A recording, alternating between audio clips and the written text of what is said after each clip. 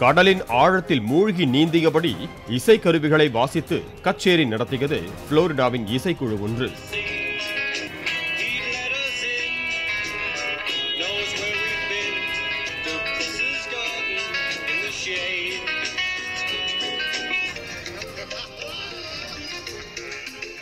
சுமார் 400 கடல் வீரர்களும் வீராங்கனைகளும் திரண்டு கடலுக்கு அடியில் இந்த கச்சேரியை கண்டும் கேட்டும் ரசித்தனர்.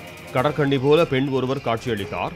அவரை போல ஏராளமானோர் வண்ண ஆடைகளுடன் நீந்தியபடி கருவிகளை இசைத்தனர்.